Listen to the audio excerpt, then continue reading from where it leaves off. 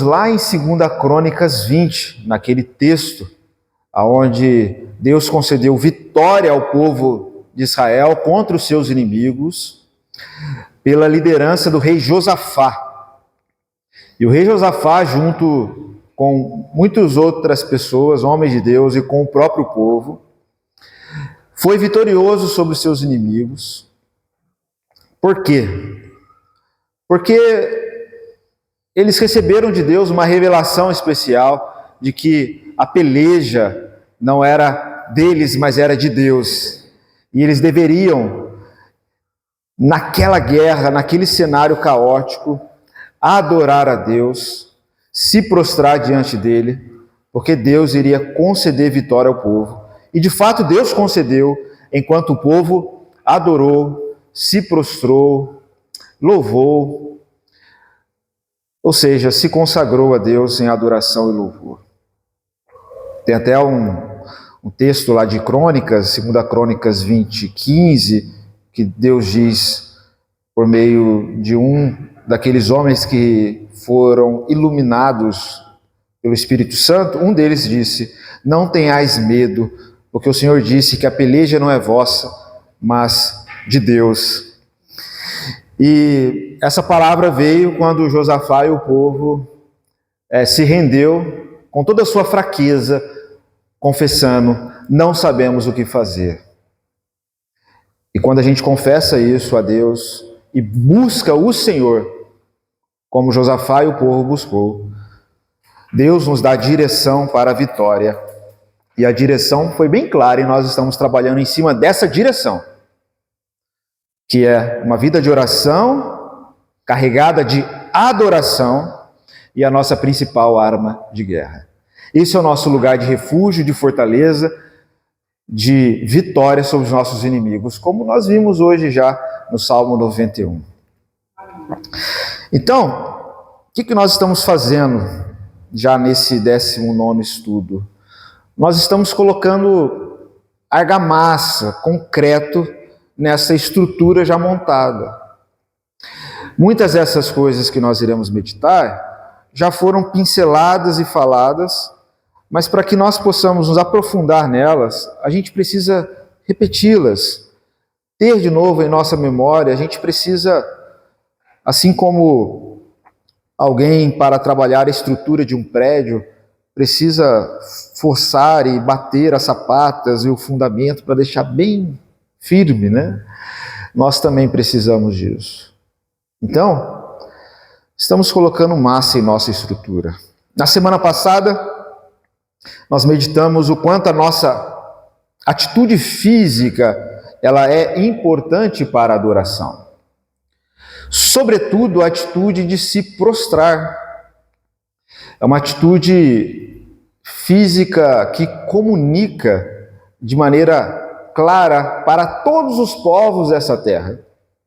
Mesmo que a gente não fale japonês e chinês, mas se a gente for para a China e para o Japão e abrir a Bíblia e se prostrar de maneira física diante de uma Bíblia, as pessoas vão perceber que nós estamos adorando a esse Deus da qual nós estamos nos prostrando, a esse Deus da Bíblia, mesmo que elas não saibam quem são. Mas na hora, a mensagem será comunicada de que há uma profunda reverência e respeito daquela pessoa que está com o corpo comunicando a adoração. Falamos bastante sobre isso, sobretudo a atitude de se prostrar. Também a atitude de levantar as mãos, a ideia de estamos rendidos. Isso é algo pedagógico que o corpo ajuda a mente a pensar de maneira devida nesse gesto tão simples. Senhor, faça de mim o que o Senhor quiser. Estou disponível. Mão também simboliza trabalho. Estou aqui para te servir. Senhor, me revista, né? Me revista de Cristo. É uma atitude simples, pedagógica, que quando muitas vezes não sabemos o que falar, o gesto fala e ajuda a alma a pensar corretamente em Deus, para que o espírito se alegre e desfrute de paz quando assim adoramos. Também falamos sobre a atitude de ser intencional e diligente em fazer pausas durante o dia para adorarmos e louvarmos ao Senhor. Eu citei naquela ocasião Salmo 119, 164, onde o salmista diz: 7 vezes no dia eu te louvo pela justiça dos teus juízos. 7 vezes no dia eu te louvo. Falamos sobre isso, a importância da gente fazer pequenas pausas, termos momentos de louvor e adoração durante o dia, seja pela manhã, seja no meio da tarde, à noite. Eu não fui categórico no sentido de, isso é uma regra, tem que ser 7. Não. Mas a importância de sermos diligentes, de sermos intencionais no louvor, na adoração. Porque o salmista diz, como se ele parasse 7 vezes no dia para louvar ao Senhor. E falamos sobre isso, escrever, 7 motivos para louvar ao Senhor. 7 motivos para adorar a Ele. 7 reflexão sobre o caráter dele. Eu vou adorar o Senhor porque o Senhor é santo, vou adorar o Senhor porque o Senhor é bom, vou adorar o Senhor na sua misericórdia. E você exercita na oração, meditando em quem Deus é, tendo ali 7 motivos para adorar ao Senhor, né? Eu falei, faça isso e deixe a transformação acontecer, né? Faça isso, medite. Eu citei o exemplo do Pai Nosso, que são 7 petições que aparecem ali. Tem o Pai Nosso, santificado seja o teu nome, venha o teu reino, faça-se a tua vontade, o pão de cada dia dá-nos hoje, perdoa as nossas dívidas e também não nos deixe cair em tentação, mas livra-nos do mal. A introdução é o Pai Nosso e depois 3 pedidos, depois mais 3 pedidos, no total de 7. É uma oração perfeita. O 7 na Bíblia significa isso, perfeição, completude. Sermos intencionais, essa foi a ideia, porque isso é uma atitude física que você tem que colocar na agenda, você tem que escrever, você tem que colocar na geladeira, você tem que ter uma atitude física, tem que ajudar. O corpo precisa ajudar a alma para que o espírito se eleve e contemple a Deus. Meditações, né? Eu exemplifiquei, não exemplifiquei, mas eu trago a memória dos irmãos como exercício que os irmãos podem fazer também. A gente trabalhou os 7 pecados capitais e as 7 virtudes que combatem o pecado capital. Separe 7 dias na semana. Para cada dia eu vou orar por uma coisa. Eu vou confessar minha soberba e vou orar para ser humilde no domingo. Eu quero me exercitar na humildade. Aí na segunda, Senhor, me livre da avareza. Quero ter pobreza de espírito, desapego, generosidade. Na terça, aí você vai, me livre da inveja. Quero ter contentamento. Tem que ter, tá entendendo? Intencional, tem que ser intencional. Eu posso citar mais exemplos ainda, né? A gente meditou ano passado sobre os 7 dons do Espírito Santo, baseado em Isaías 11, dom de temor, o dom de sabedoria, o dom de inteligência, o dom de conhecimento. 7 ali, 7 dias da semana, ore por cada um desses princípios da palavra, suplicando a Deus iluminação, que você vai receber essas bênçãos, essas graças, porque você vai orar de acordo com a vontade. E a promessa é que Deus tem prazer em nos dar aquilo que nós pedimos segundo a sua vontade. Então, foi isso, né? Falei também que o nosso corpo, a nossa alma e o nosso espírito precisam disso. Mesmo que a nossa alma não esteja bem, o corpo precisa dessa disciplina, ele precisa adorar, ele precisa dessa atitude. Eu até lembrei o texto de Maria, lá em Lucas 1, onde ela diz, mas ela diz com a boca, a minha alma engrandece ao Senhor, mas ela louva com a boca. para que a alma engrandeça, para que Deus seja grande. Em meio àquela circunstância difícil, a minha alma engrandece ao Senhor. Dentro de mim, o que é grande dentro de mim não é o medo, não é a preocupação, mas é a grandeza de Deus. Mas para isso eu preciso verbalizar isso, para que a minha alma lá no íntimo ouça, e ela engrandece ao Senhor. E meu espírito exulta, se alegra em Deus, meu Salvador. Quando o nosso corpo adora, nossa alma engrandece, o nosso espírito exulta, nosso espírito se alegra em Deus.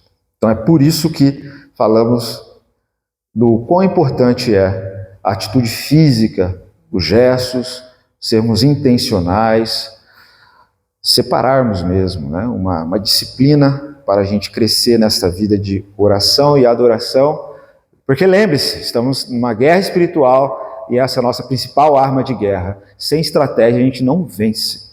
O inimigo tem estratégia, ele é paciente, estratégia para nos destruir, e ele só fica esperando a brecha. E nós devemos ter estratégia para vivermos uma vida vitoriosa sobre ele.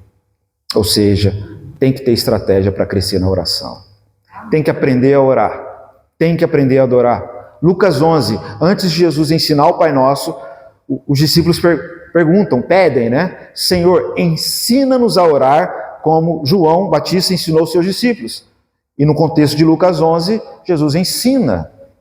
Por que ele ensina? Porque é necessário ensinar, é necessário aprender, é necessário praticar, é necessário. Porque senão a gente não avança e não vence. Então, é isso. Eu também citei, né? O Salmo 91 na semana passada, e a gente já citou ele no início do dia de hoje. É assim que a gente vence. Amém? Foi só um resumo, foi rápido aí, depois de um tempo de reflexão que nós tivemos na semana passada. Infelizmente não foi gravado, mas que Deus nos conduza aí a esse crescimento na vida de oração e adoração. Nós vamos continuar falando um pouco sobre isso.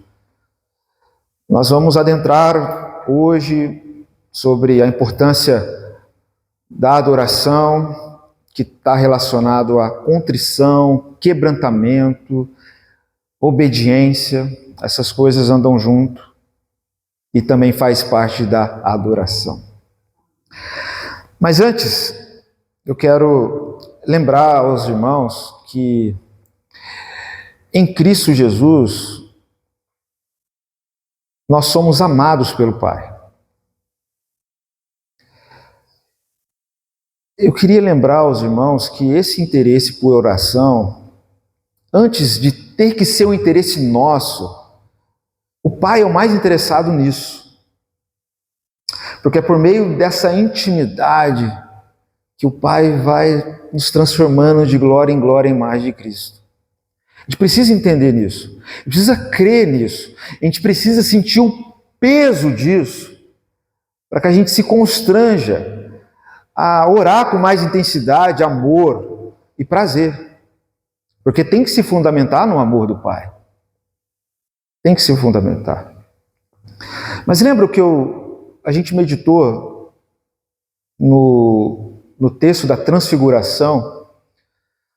Falando sobre oração, nós pegamos o que Lucas ensina sobre oração ali na Transfiguração, aonde também aparece, tanto em Marcos, em Mateus 17, por exemplo, 5, há uma voz do Pai naquele monte, apontando para o Filho, né, dizendo, esse é o meu Filho amado, em quem eu tenho todo o meu prazer. Mateus 17, 5. É isso que os discípulos ouvem, né? Pedro, Tiago e João, depois de Pedro falar aquela bobagem, não sabendo o que dizer, aí a voz do Pai vem, né? Para dizer, tem que ouvir o Filho. Esse é meu Filho amado, em quem eu tenho todo o meu prazer, em quem me comprazo. A Ele vocês devem ouvir. Mas o Filho é o prazer do Pai. Todo o prazer do Pai está no Filho. E quando nós entramos no caminho da intimidade, da oração, esse caminho que Jesus nos consagrou pelo seu sangue, pela sua carne, nós também somos recebidos pelo Pai como filhos amados. A gente precisa crer nisso. Porque muitas vezes nós esbarramos na sensação de que nós somos abandonados, nós somos não aceitos. Às vezes, sim, pela palavra que é pregada, ensinada, parece que ela é muito mais elevada do que a gente. E a gente fica achando que o Pai não nos aceita. Mas nós precisamos compreender que a palavra do Pai acerca do Filho se aplica a nós quando nós estamos em Cristo.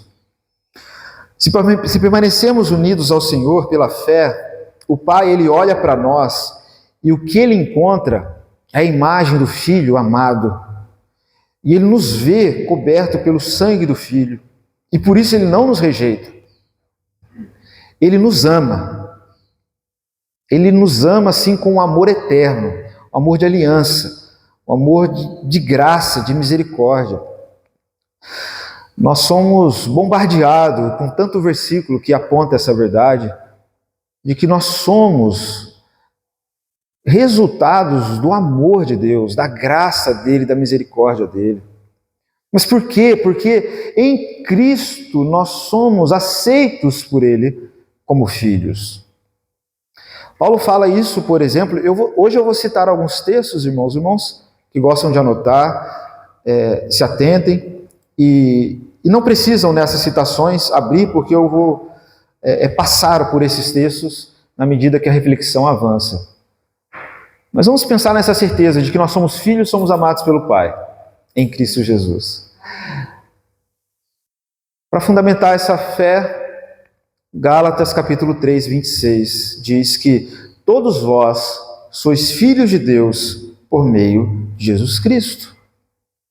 Por meio de Jesus Cristo nós somos filhos de Deus. Efésios 1:5, o apóstolo Paulo diz que em amor o Pai nos predestinou para a adoção de filhos por meio de Jesus Cristo. Em amor, fomos predestinados para sermos filhos em Cristo. Predestinou ou predestinados é a ideia de que ele pré-estabeleceu um destino para nós. Efésios 1:5. Qual foi? Efésios 1:5. O que ele estabeleceu previamente como nosso destino? Uma família. Que nós estaríamos na comunhão com Ele, na morada dEle, como seus filhos. E o centro desse propósito, claro, é Jesus Cristo, que é Ele que nos faz participante da família de Deus como filhos. E é em amor que Ele planejou isso. Nós, no início desse ano, meditamos em 1 João, uma breve exposição de 1 João pela manhã. Lá no capítulo 3 de 1 João, logo no verso 1, ele diz: vede quão grande o amor do Pai recaiu sobre nós. Vede quão grande é o amor do Pai a nós, ao ponto de sermos chamados seus filhos, o que de fato somos. 1 João 3:1. Isso é fundamento de fé. Portanto, por causa do grande amor de Deus revelado em Cristo Jesus, somos recebidos pelo Pai como filhos. Isso tem que ser basilar, isso tem que fundamentar a nossa vida de oração, de comunhão, de querer estar nesse santo lugar, nesse lugar de amor, nesse lugar de graça, de família, de misericórdia. Existe essa união. Jesus diz em João 15, que nós estamos unidos a Ele de maneira intrínseca, a uma união de natureza. João 15 ele diz: vós sois os ramos e eu sou a videira. Eu sou a videira. E a videira e os ramos é uma coisa só. Os ramos, eles saem da videira. Não tem como você separar. Há uma união de natureza. É por isso que ele ensina sobre isso. E toda a nossa vida flui disso. Porque o grande mandamento de João 15 é: permaneçam em mim, permaneçam em mim, permaneçam em mim. Permaneça nessa unidade de amor, submisso ao amor do Pai. É unido a mim que a seiva, que é o Espírito Santo, irá fluir em vocês e vocês vão frutificar. Mas permaneçam em mim, vocês são participantes da minha natureza agora, é o que Pedro vai falar em 2 Pedro 1,4. Nós nos tornamos co-participantes da natureza de Deus em Cristo Jesus. Assim como ele é o cabeça, nós somos o corpo. Assim como ele é videira, nós somos os ramos. Ou seja, a vida de Deus flui em nós, está em nós. Essa é a graça que nós recebemos como filhos. O Espírito de Deus está em nós. Somos um em Cristo. Somos seus filhos. Aqueles que nasceram de novo receberam essa graça. Ainda, esquecendo, né, como leu vários versículos, nós somos filhos Adotivos. Assim, a adoção em Cristo Jesus. Né? Vocês são as varas. Eu sou o tronco, eu sou a videira. Vocês, os ramos. Se vocês estiverem ligados em mim. Exato. Se vocês estiverem fixados em mim, vocês têm vida. Exatamente. É isso que envolve a vida de oração. É a prática da fé de se unir a Deus, unir a Cristo. Unir. Porque a gente vai experimentar, não apenas como teoria, a gente vai experimentar na prática a vida de Deus fluindo em nós, circulando em nós, purificando a gente. E o que nos impede, claro, já falamos bastante sobre isso, são os nossos pecados, sobretudo os pecados capitais. Porque se estamos debaixo de algum desses pecados, a vida de Deus não circula em nós. A seiva que está na videira não passa para os ramos, porque esses pecados impedem. E, lamentavelmente, a maior parte dos cristãos vivem nesses pecados porque não obedecem a Deus, não tem vida de oração e não tem vida de adoração. Então não estão unidos a Cristo e não estão unidos ao seu corpo, porque não vivem uma vida de fé. E uma vida de fé, ela é exemplificada por uma vida, ou manifestada por uma vida de oração, de comunhão com Deus e uma vida de testemunho. Esse testemunho é visível quando pela oração Deus nos transforma à sua imagem, à sua semelhança. Conforme nós vamos contemplando de glória em glória, nós vamos sendo transformados de glória em glória à sua imagem e semelhança. Foi o que vimos no texto de 2 Coríntios, tanto na semana passada quanto na semana retrasada. Então, a vida de Deus precisa fluir em nós. A vida, uma definição filosófica de vida, é que vida é um movimento imanente, teleológico e contínuo. Difícil de entender, né? Mas eu vou explicar. Imanente. A vida é um movimento interno que nasce de si mesmo, de dentro para fora, assim como a fonte da água lá no alto da montanha. Assim como a sementinha que está debaixo da terra, ao movimento interno, primeiramente. Assim como o sêmen no ventre de uma mãe, né? A vida começa ali com esse movimento interno. Mas também é um movimento teleológico. O que seria isso? Esse movimento interno, ele se desenvolve rumo a um crescimento. Ele não é ele não é um fim em si mesmo. Para que haja vida, e para que tenha vida ali, a gente vê isso na semente, que vai se tornar uma árvore e vai frutificar, a gente vê isso numa criança que vai crescendo, a gente vê isso numa fonte da água que vai desenvolvendo, desembocando no rio e abençoando tudo. Ou seja, o movimento teleológico se desenvolve a um crescimento. E também contínuo, porque vida não é estática, ela não é algo estático. Vida é movimento. Se algo está estático, é porque morreu. Uma videira que está estática, ramos que não produz frutos, ele tem que cortar esses ramos para que a videira produza mais frutos, outros ramos produzam mais frutos, porque não há vida, porque não há esse movimento.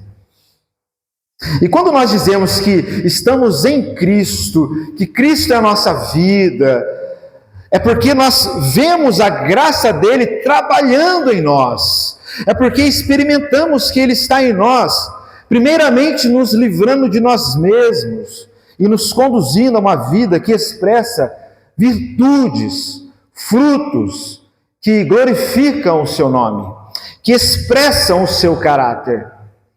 Isso é dizer que Cristo é a nossa vida, porque o nosso viver é Cristo, já não sou eu mais quem vive, mas é Cristo que vive em mim, e é algo visível, é algo notório, é algo que sim, vem de dentro, mas é algo que se movimenta de maneira prática, demonstrando vida, revelando a glória de Deus que está em filhos e filhas que revelam o seu caráter, semelhante a Cristo Jesus.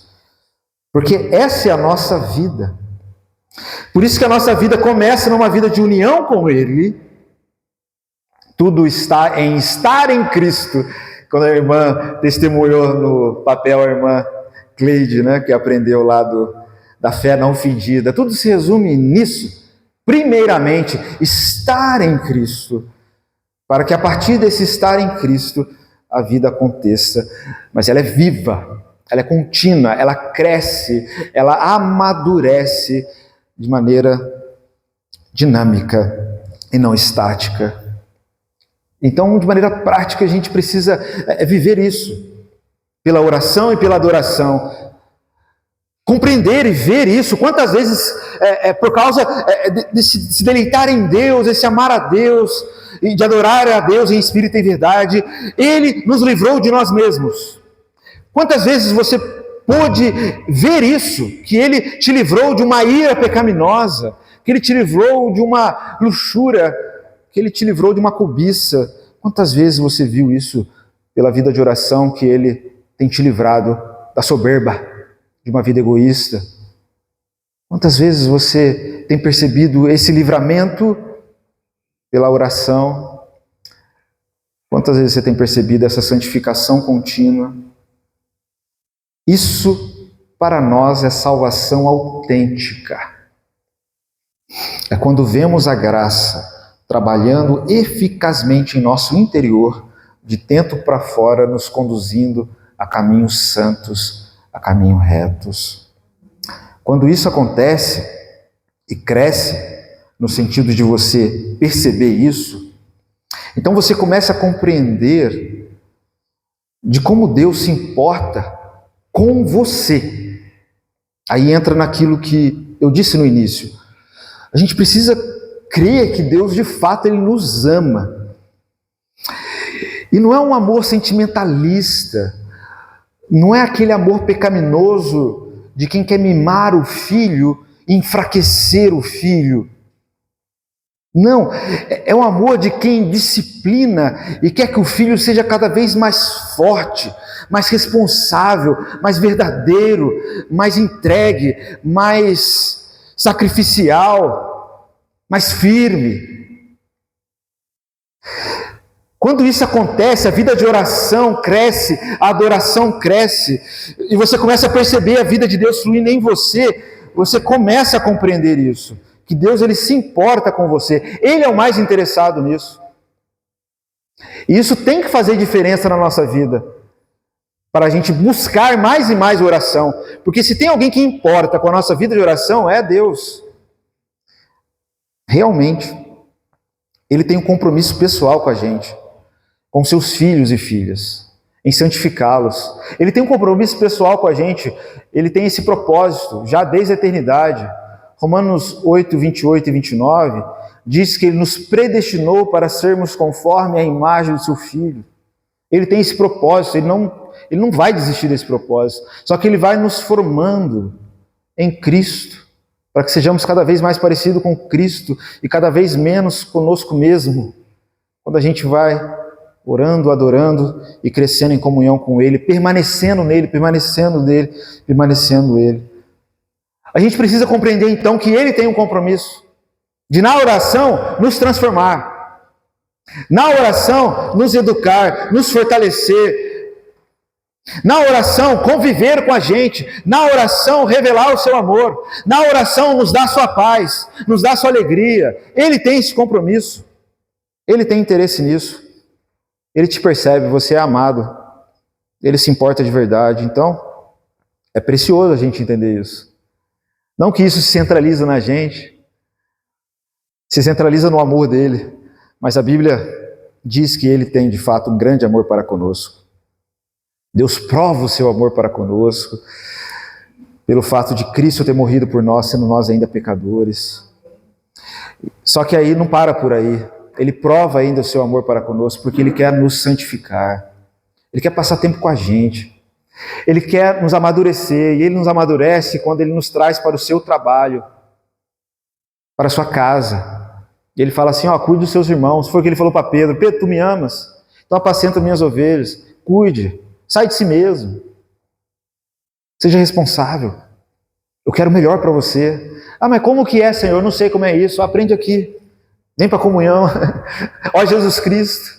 Ó a referência. Ele revelou o Pai.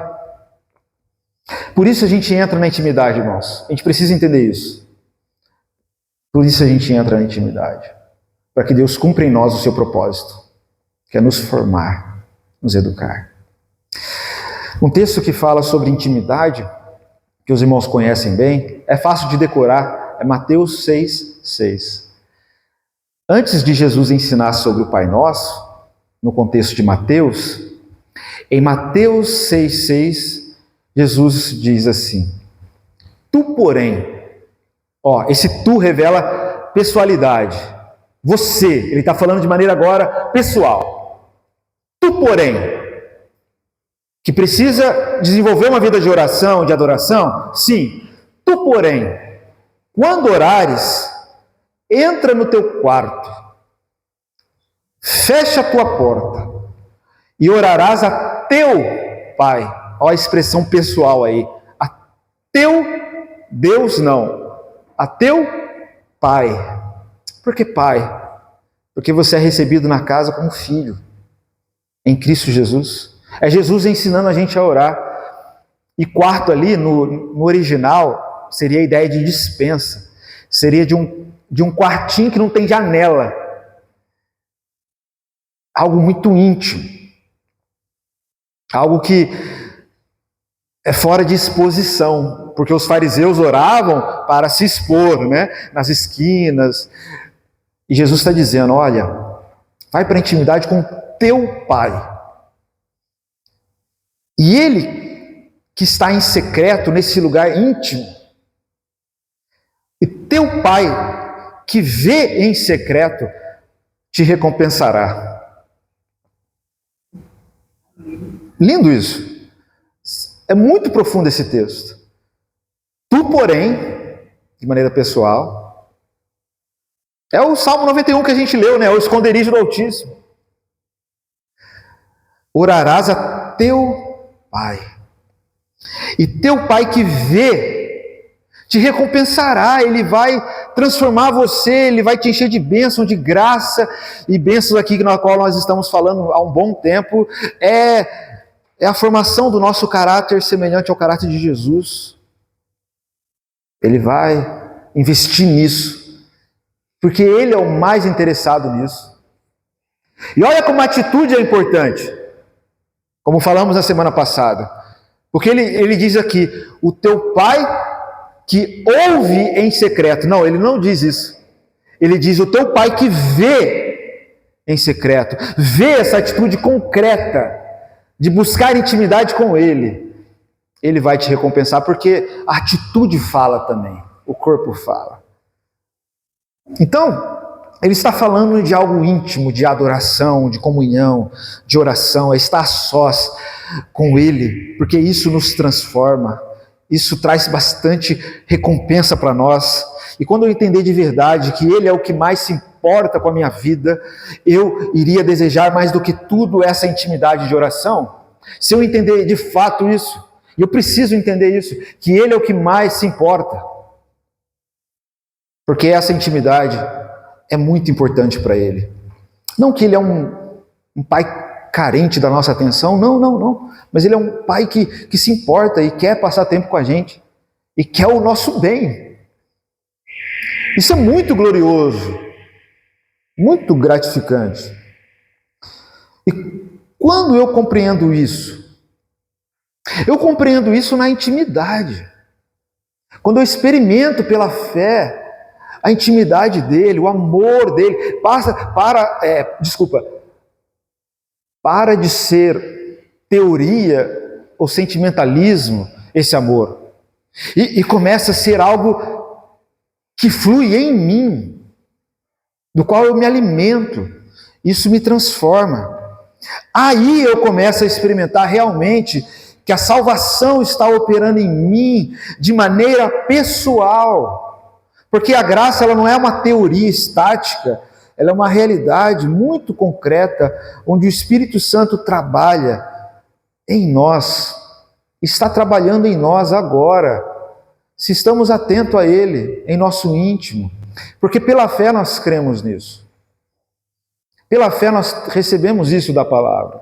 Pela fé nós recebemos todas as graças pela oração, e pela fé nós sabemos que é o Espírito Santo que nos ajuda a orar como convém, e o Espírito Santo coloca um clamor em nosso coração. Nós já falamos sobre isso em Romanos 8, que é o clamor do Abba Pai, que é do Filho que almeja, acima de tudo, a comunhão com o seu Pai. Tudo seria transformado em nossas vidas, com certeza, tudo será transformado. Não da parte exterior, mas nosso interior, se a gente compreendesse quão grande é o amor do Pai, do quão acesso pela fé e pela oração nós podemos ter a esse amor do Pai. O quanta recompensa, como diz o texto, nós teríamos de vitória sobre os nossos inimigos. O quanta segurança, equilíbrio, o quanto amor iríamos experimentar e multiplicar. Quando a gente experimenta isso de verdade, a adoração pela oração se torna uma prática onde pela fé nós nos lançamos com coragem a esse caminho de intimidade com Ele, do qual Ele mesmo nos consagrou. Isso é nosso descanso, refúgio, isso é nossa cura, isso é vitória. Então, meus irmãos, eu queria enfatizar isso, primeiramente. O Pai nos ama de verdade, e Ele nos chama para permanecermos em seu amor. Por 10 vezes, Jesus fala sobre isso em João 15. Permaneçam em mim, permaneçam em mim, permaneçam em mim. E quando estamos falando de vida de oração e adoração, é isso, permaneçam em mim. Ele nos quer para a intimidade, o chamado é dele, Ele quer nos transformar de glória em glória na imagem do Filho, Ele nos recebe como filhos, creia nisso, se deleita, se entrega e receba o amor dele. Mesmo que você talvez não o ama da maneira devida, mas João vai dizer lá na primeira carta, que nós só o amamos de verdade porque Ele nos amou primeiro. E amar na prática é viver vida de oração, é passar tempo, né? Não tem como você dizer que ama alguém, você não passa tempo com essa pessoa, se você não dá atenção a essa pessoa, se você não desfruta de relacionamento com ela, né? É assim, essa é a nossa vitória, quando a gente se reveste dele, quando nessa intimidade somos revestidos da sua luz, pureza e glória. É isso que nós devemos querer mais do que tudo. Mais do que tudo. Por quê? Porque é a partir disso que a transformação acontece. Aí entra naquilo que queremos ainda trabalhar. Na glória diante do Senhor, quando nós contemplamos de glória em glória o seu amor, na intimidade, a nossa consciência vai se purificando, vai se tornando mais limpa e purificada. A gente vai vivenciar de forma prática a fé, o arrependimento, né? Que é essa transformação da mente. Como diz Paulo em 2 Timóteo, capítulo 1, verso 3. 2 Timóteo 1, 3, ele diz: eu dou graças a Deus, a quem, desde os meus antepassados, sirvo com consciência limpa ou pura.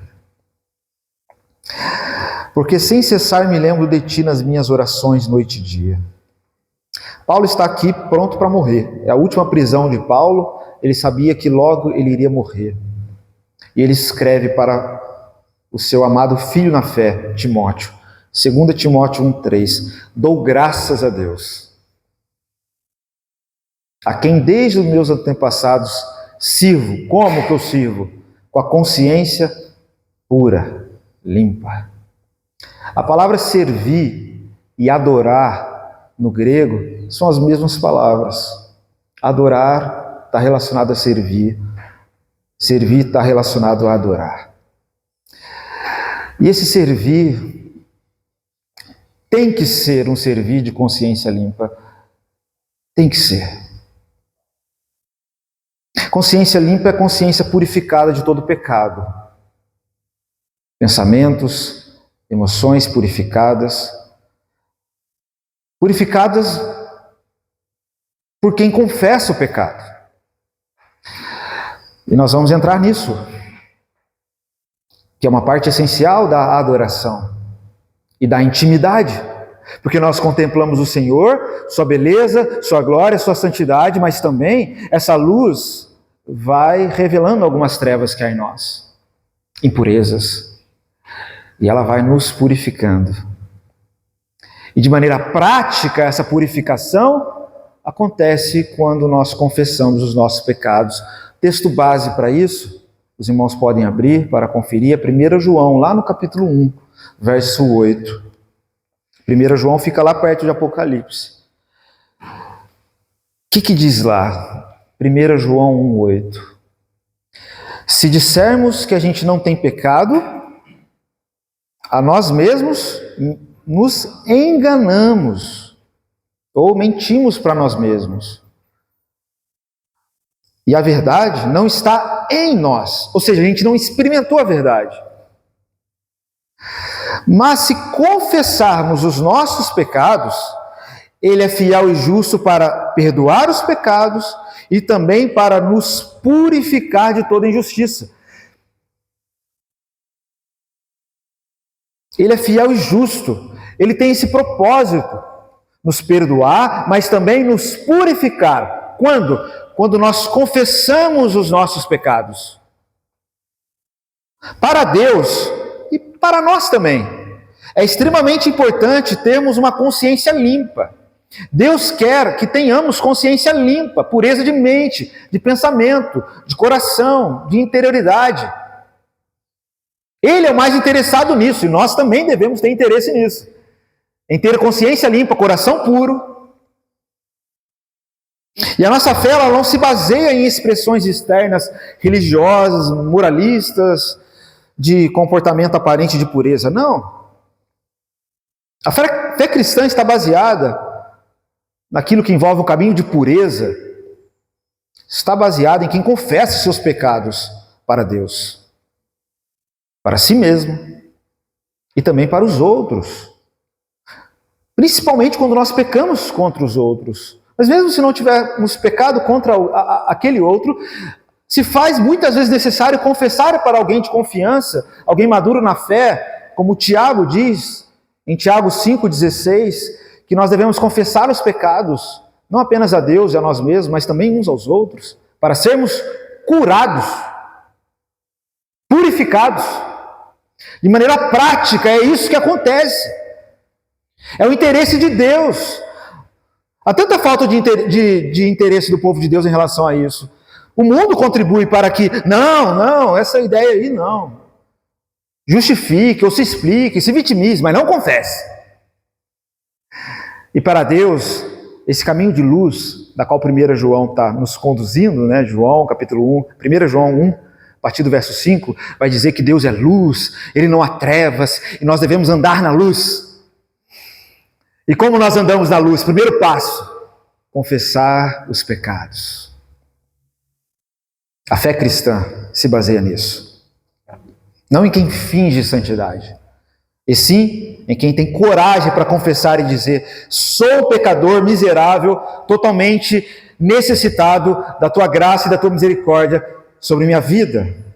A fé cristã autêntica está naqueles que não gastam energia tentando se proteger de maneira orgulhosa dos seus pecados, se justificando, se explicando. Não, a fé cristã autêntica está naqueles que, sobretudo, confessam os seus pecados e procuram cada vez mais a pureza de mente, de consciência e de coração. Porque esse é o interesse do Pai. E se a gente busca Ele em oração, é disso que a gente recebe dEle, é promessa dEle. Se confessar, será purificado. Portanto, o cristão ele foca nisso, como princípio de andar na luz. Confessar o pecado, se voltar à luz de Deus, que é o arrependimento, né? Essa conversão. Porque todos nós temos, com certeza, muitos motivos para nos arrependermos, para nos quebrantarmos diante de Deus. Por isso que João diz: aquele que diz que não tem pecado é mentiroso, está negando a obra de Cristo, porque Cristo se revelou para nos purificar, nos perdoar dos pecados. Mas se a gente quiser andar na luz, tem que confessar o pecado. Tem promessa? Tem recompensa? Tem recompensa. O Pai vos recompensará perdão e purificação. É simples assim. A vida cristã é dessa maneira, simples assim. Deus é santo, Deus é luz, e nós em nós mesmos, não. A parte dele, na sua bondade, graça e amor, é perdoar os seus filhos, é purificar os seus filhos. A nossa, confessar, se arrepender. A parte dele, manifesta glória, santidade e beleza. A nossa, a gente confessa a nossa miséria. E a gente diz para ele: a gente não quer viver para nós mesmos mais. A gente quer que o Senhor nos encha com essa glória, com essa santidade, com a vida de Cristo. Amém? Isso é muito claro em Isaías 6. Esse princípio de adoração, de quem vai para a luz, se arrepende e é recompensado, é purificado. Isaías 6, a partir do verso 3, o profeta está naquele momento de intimidade que nós precisamos ter, de oração, de adoração.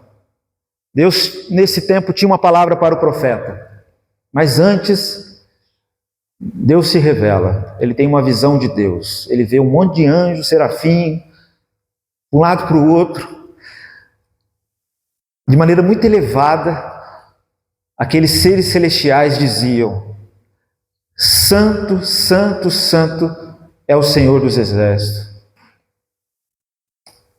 Toda a terra está cheia da sua glória, né? Ele vê isso.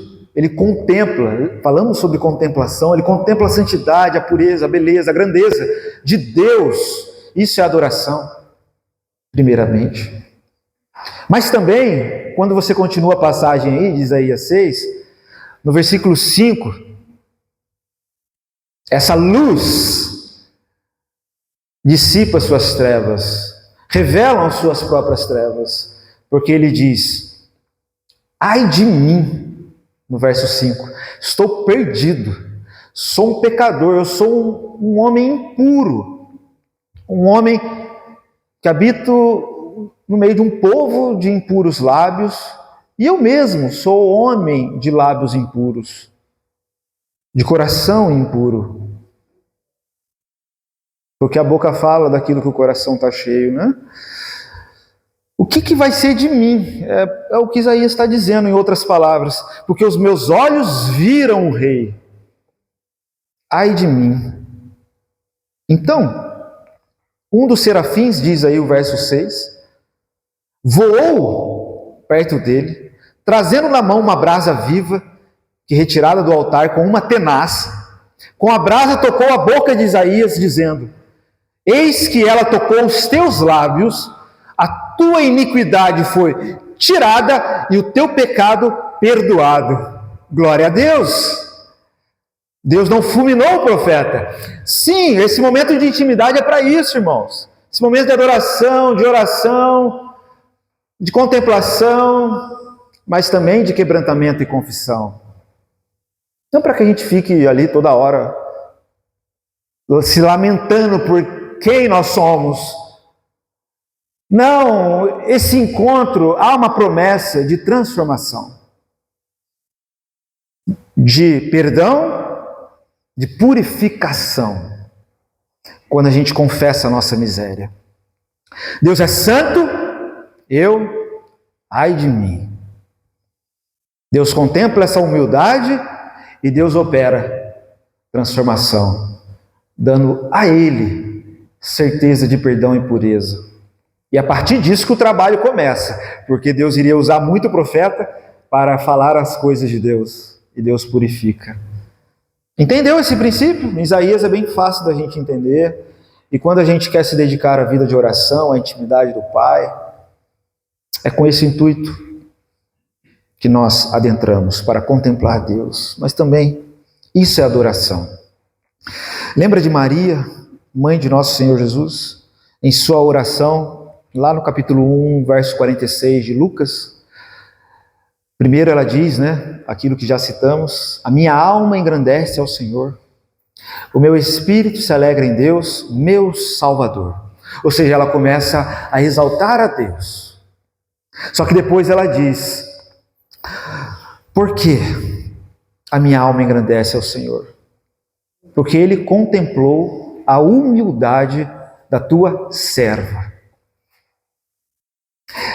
Ela se rebaixa, porque a palavra humildade ali é baixeza, é um nada. Ele contemplou o nada da tua serva, da tua escrava. A palavra serva ali ainda é doulos, né, para escravo.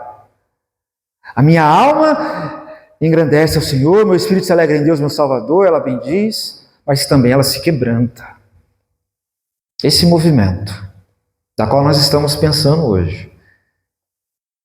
Contemplação, irmãos. E com certeza nós não somos melhores que Maria.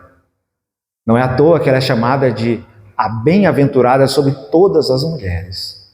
Porque muito foi a sua humildade, contemplação, adoração, simplicidade, fidelidade. Aonde o Senhor quer nos dirigir então na vida de oração? Para esse lugar, irmãos. Contemplação, adoração, quebrantamento. A gente precisa se revestir dessa humildade, que é a primeira bem-aventurança. E também precisamos compreender o que significa quebrantamento. Porque isso é adoração. Deus é santo, santo, santo, como a gente cantou hoje pela manhã. Eu não. Por isso eu me quebranto diante da sua santidade, para receber dele o quê? Perdão, renovo, transformação, cura, restauração, recompensa. O Pai recompensará. Mateus 6,6. Aquele que busca em secreto. Essa é a recompensa. Não que a gente vai sair desse lugar da mesma maneira. Não. Se tiver diligência, disciplina, como a gente já falou aqui, não tem como ficar da mesma maneira. Não tem como. Tranquilo até aqui? Amém? Estão entendendo? Está bem leve, né? Tranquilo. no sentido de ser uma caminhada aí, de uma reflexão para a intimidade.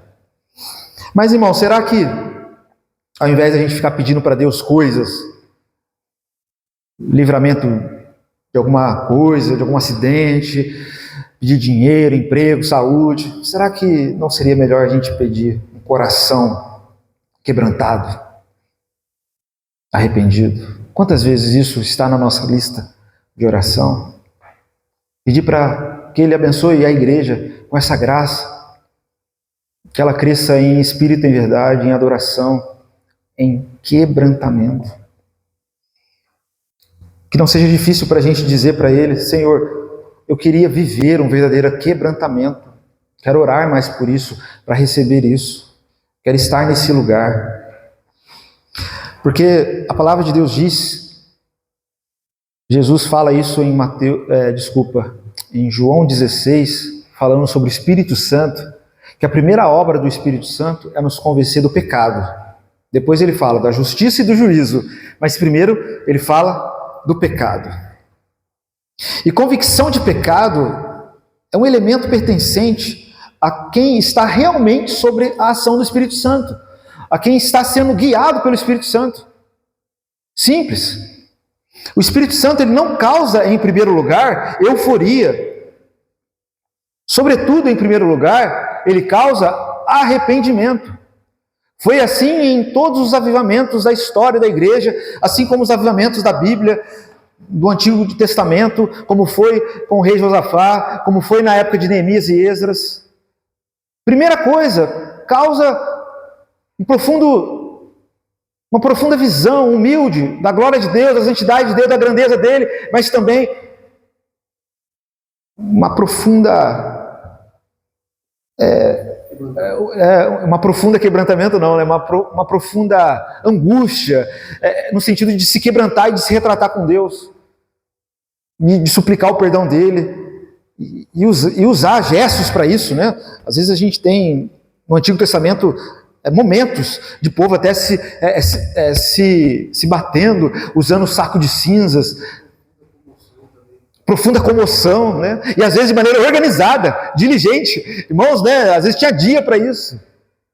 Primeiro, porque daí Deus iria operar a transformação que vem dele, não vem do povo. Não é a gente que produz, mas é a partir quando o povo se quebranta. Texto clássico lá de Crônicas: se meu povo, que se chama pelo meu nome, se humilhar, né? Orar, se humilhar. Primeiramente, se humilhar, buscar minha face, se arrepender dos seus maus caminhos, então eu ouvirei dos céus, perdoarei os seus pecados, recompensa, o Pai vos recompensará, e sararei, curarei sua terra, restaurarei. É isso. Então, qual foi a última vez que você se quebrantou diante de Deus em arrependimento? Se quebrantou de verdade na presença dele. Planejou isso. Meditou na palavra, meditou em Isaías 6, em algum salmo que revela a grandeza dele, mas também que nos humilha. E você simplesmente ficou nesse lugar de adoração para dizer que ele é grande, para se quebrantar, né?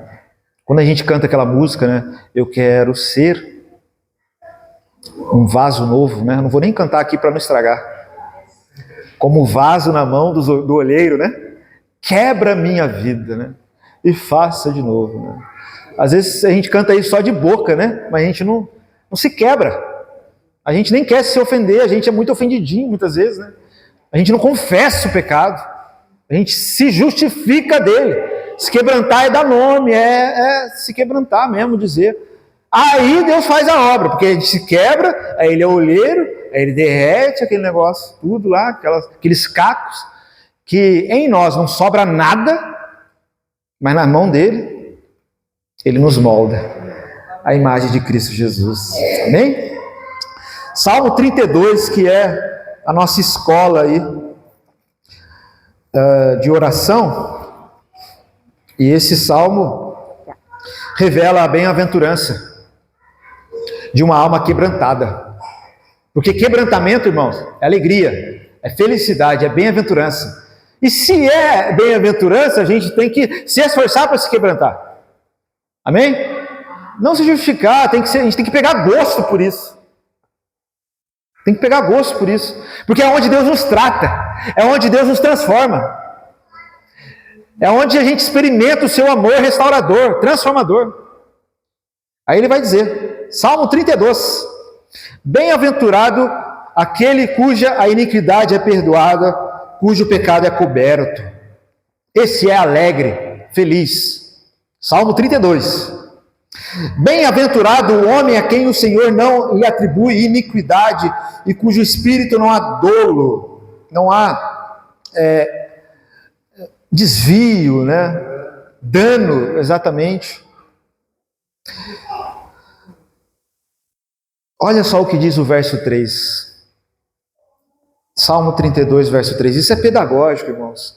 Enquanto eu calei os meus pecados, envelheceram os meus ossos, pelos meus constantes gemidos todo dia. Nossa, eu fui me desfinhando, me endurecendo como um joio. Porque a tua mão pesava dia e noite sobre mim, e o meu vigor se tornou em sequidão de estio, né? Se tornou uma terra seca, árida. Eu não tinha vigor, não tinha ânimo. Então confessei-te o meu pecado, e a minha iniquidade não mais escondi, não mais a ocultei.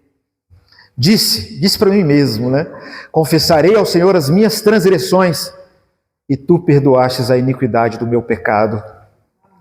Sendo assim, todo homem piedoso te fará súplicas em tempo de poder encontrar-te. Todo homem piedoso buscará isso, a oração, a súplica, para encontrar-te. Bonito isso, né? Para encontrar-te. Muito profundo. Com efeito, quando transbordarem muitas águas, não o atingirão, né? Estaremos seguros, protegidos. Tu és o meu esconderijo. Tu me preservas da tribulação e me cercas de alegres cantos de livramento. Amém? Olha o que causa o quebrantamento: louvor, adoração, alegria. Ele compartilha esse salmo com a gente, Davi, porque isso foi uma experiência real na vida dele. Ele tinha caído em adultério com a mulher de Urias, e de maneira indireta também, ele mata Urias, colocando ele lá na frente do exército, para, de maneira indireta, Urias morrer. E ele ficou 1 ano com esse pecado, sem confessar, e lidando com as coisas como se nada tivesse acontecido. 1 ano com a mente cauterizada, adormecida, escrava, em trevas, sem vigor, em sequidão de estio. Você tem noção do que é isso? Então a gente tem que pegar gosto por confessar, porque senão a gente cai nisso. 1 ano com a mente pesada, do qual nem mesmo ele entendia muito bem. Ele já estava cego, ele nem compreendia por que ele estava assim, até que Deus, através do profeta Natã, colocou o seu pecado diante dos seus olhos, e ele se arrependeu, se quebrantou, e o resultado disso é o que a gente viu aqui no verso 7, é alegria. O resultado disso é bem-aventurança. Ele escreve um salmo dizendo que isso é bem-aventurança. Quando a gente confessa e deixa, ele viveu isso. Ele não está falando algo teórico. Ele viveu o trauma, a angústia de um pensamento pesado, escravo da culpa, por passar tanto tempo sem confessar o pecado. Ele viveu esse tempo de trevas. Graças a Deus, ele se quebrantou à palavra do profeta Natã. Mas não foi fácil. Natã teve que desenhar para ele: olha, esse homem aqui da parábola é você, Davi, da qual eu estou dizendo, porque não é fácil se quebrantar. Se a gente não tem essa prática, 1 ano, 2 anos, 3 anos, para a gente se desfinhar e morrer espiritualmente, é uma questão de tempo. Arrependimento, então, traz alegria. Aprenda isso. É adoração, mas traz alegria. Bem-aventurança. Ele conclui depois lá no verso 11 do Salmo, né? Alegrai-vos no Senhor, regozijai-vos nele, exultai, os retos de coração. Vocês foram ajustados agora no coração. Vocês têm motivo para se alegrar e se regozijar, porque vocês não se justificaram, não se explicaram, vocês confessaram os seus pecados, vocês experimentaram a restauração do Senhor. Isso é bem-aventurança, irmãos. Amém? Vamos pensar um pouquinho no tribunal dos homens. Se você confessar o seu pecado, eu roubei, eu matei, o que o juiz vai dizer para você? Está condenado. Agora, no tribunal da confissão de pecados, você diz, eu pequei contra o céu e contra ti, eu roubei, eu matei, pensa Davi. Aí Deus diz, eu te perdoo, e ainda te dou graça maior, para você não mais voltar a fazer isso. Ah, você roubava, eu te dou uma graça maior, para você não mais apenas não roubar, mas para ser generoso, é o que fala em Efésios. Ah, você, Saulo, era um assassino de cristão, eu vou dar graça maior para você dar a vida pela igreja. Olha que bênção confessar o pecado. Deus diz, eu te perdoo, e ainda eu te dou uma graça maior se você vier à adoração, à confissão sincera, você vai ter a bem-aventurança de ser transformado, e de não vai mais viver escravo ao pecado, mas com alegria, na bem-aventurança de uma vida santa, em paz, de quem tem uma consciência limpa diante de Deus. Eu te amo, ele diz, e vai, e não peques mais. Ele diz, agora que eu te perdoei, permaneça no meu amor. Vê se não é para se alegrar com isso. Vê se não é para priorizar a confissão de pecados. Olha a graça que a gente recebe. O Pai te recompensará. Será que a gente medita nisso, irmãos? Por isso que eu comecei a aula de hoje, refletindo sobre o quanto Deus nos ama. Como não se alegrar com isso? Essa é a bênção da confissão de pecados. E nós não podemos ocultar, se justificar. Essa é uma atitude pagã. Essa é uma atitude pagã. Arrependimento nos traz alegria e paz. Alegria e paz, amém? Então a gente tem que se arrepender. No encontro do próximo domingo, ainda falando sobre arrependimento, nós vamos falar sobre obediência. Por quê? Não deu tempo de falar hoje pela manhã, mas nos arrependemos para quê? O que é arrepender, né? É se converter a Deus. É morrer para a mentalidade carnal e começar a pensar como Deus. E trilhar o caminho de Deus. Então a gente se arrepende para obedecer. Para obedecer. E obedecer também é adoração. É sacrifício de louvor. Eu não quero fazer a minha vontade, mas a vontade do meu Pai. Então é para isso que a gente se arrepende também. Não é simplesmente para confessar os nossos pecados, mas para viver uma vida de obediência. Amém? Mas nós falaremos isso no próximo encontro. Dúvidas? Alguém quer compartilhar alguma palavra? Entenderam? Ficou claro? Uma parte essencial da adoração. E essa é a vida vitoriosa sobre os nossos inimigos, quando a gente vive uma vida de oração e adoração. E hoje avançamos um pouquinho na adoração, com quebrantamento. Senão não há adoração. Dani. Eu tenho uma dúvida, na igreja que eu estava era uma prática um pouco mais comum em relação ao discipulado. Eu vi que lá tinha uma aplicabilidade prática nessa questão da confissão de pecado, né? Por exemplo, para eu chegar hoje no irmão aqui, aleatoriamente, confissão de pecado, demanda um pouco de intimidade, né? Com certeza. Porque é difícil difícil, às vezes são áreas sensíveis, Sim. mas biblicamente a gente vê, e hoje foi relembrado, que não é uma opção. Né? É um mandamento. É um mandamento. Então, como o senhor direcionaria assim, a gente a aplicar isso na nossa vida hoje? Né? Você já, de alguma maneira, já encaminhou para a resposta. O caminho é a intimidade. A intimidade com Deus, a intimidade com os irmãos. Porque na intimidade com Deus e com os irmãos, há um intento, né, uma intenção de ambos para a pureza, para a santidade. E nessa intimidade com Deus e com os irmãos, você acaba tendo mais abertura e mais facilidade para confessar os pecados, sem ser julgado pelo irmão, né? Porque esse irmão, ele vai achar uma bênção isso. Ele vai agradecer a Deus e agradecer a você. Nossa, que bom que você está tendo essa atitude, porque é assim que a gente vence, e você vai até ajudar ele a ter o mesmo espírito quando ele estiver passando por isso.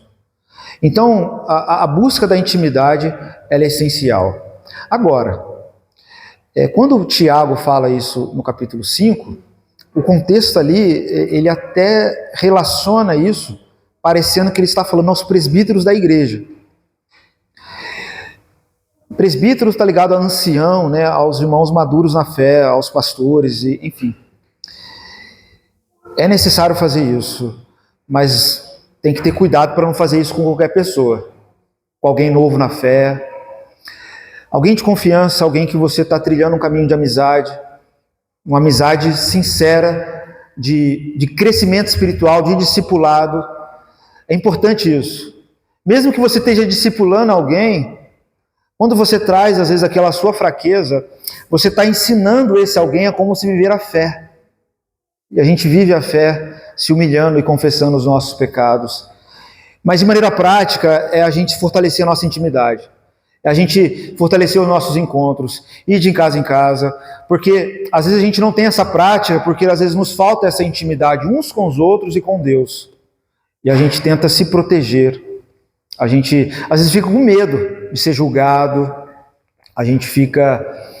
Enfim. E a gente fica com medo por quê? Porque o perfeito amor não é aperfeiçoado em nós.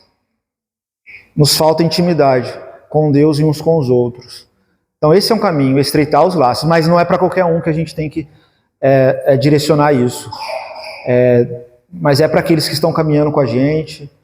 E dosar assim, filtrar bem o que vai falar a respeito de pecados. Claro, às vezes para um pastor ou para alguém maduro na fé, quanto mais se abrir, melhor. Quanto mais se abrir, melhor. Porque a gente não está aqui para julgar. Os irmãos que têm essa experiência, que vêm a nós e confessam, eu agradeço a Deus pela atitude do irmão, de maneira nenhuma eu vou... Mas claro, né, a gente vai trilhar junto, tem que ter mudança, tem que ter esse acompanhamento, tem que ter um norte. Olha, vamos nos purificar, vamos trilhar esse caminho de santidade, né?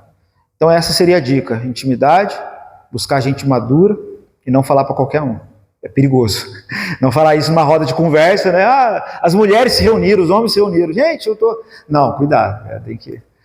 A não ser que seja um pecado público, né? Às vezes a pessoa pecou, todo mundo da igreja viu, a pessoa tem que publicamente confessar isso para a igreja. Irmãos, os irmãos viram, eu fiz isso, eu tratei a minha esposa como um lixo aqui, irmãos, eu me quebrantei diante de Deus, eu peço perdão a ela na frente dos irmãos, porque eu pequei contra Deus e contra ela na frente aqui de todos. Então a gente, dependendo, é bom fazer publicamente, amém?